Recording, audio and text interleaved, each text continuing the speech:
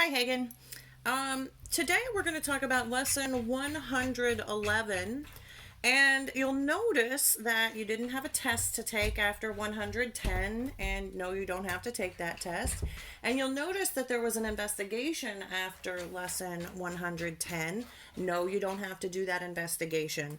That investigation, investigation 11, if you see any of those problems on upcoming math sets, you can skip those. So any of them that have to do with investigation 11, you can skip those.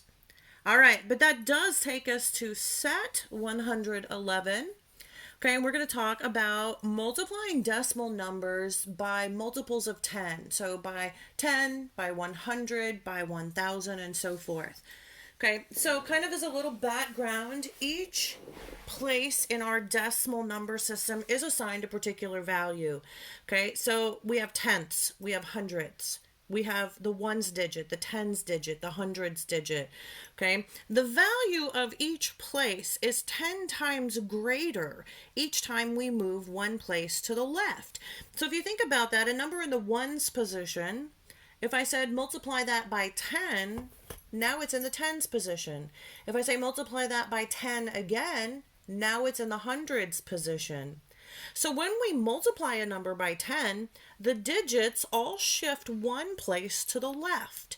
So for example, when we multiply 34 by 10, okay, we already know the answer to that is going to be 340. But how did we get there? We started with the 34. The 3 goes one place to the left, it becomes 300.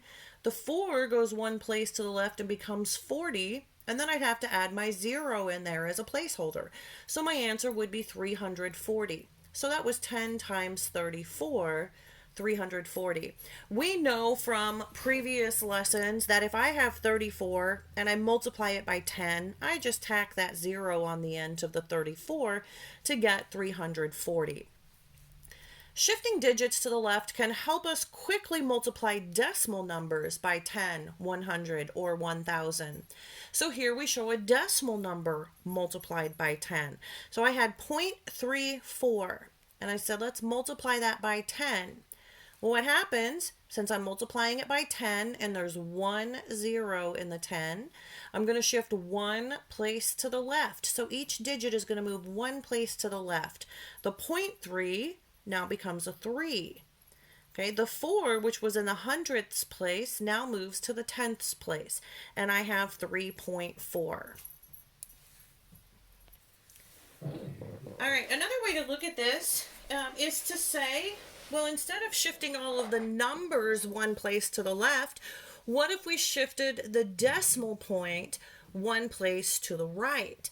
So if I go back to my 0.34, I'm multiplying that by 10. I take that decimal point and I shift it one place to the right, and I end up with 3.4, which is my answer. So I can think of it as shifting the decimal point one place to the right. So let's see how that would work. Let's do a problem just real quick right here. So what if I said we have the number 3.14, and I want to multiply that by 10? Well, I start with my 3.14. I have 1 0, so I'm just going to shift that decimal point one place to the right, and I would have 31.4. Okay, so the number of places that we shift the decimal point is the same as the number of zeros we see in 10, 100, or 1000. So in 10, I see 1 0. I would shift the decimal point one place to the right. In 100, I see 2 zeros, so I would shift the decimal point two places to the right. 1000, I have 3 zeros, shift the decimal point three places to the right. Okay, so here I have an example, 1.234 times 100.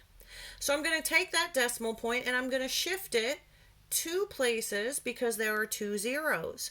So it started here. Let's move two places to the right. Would move it right there, and I would have 123.4 as my answer.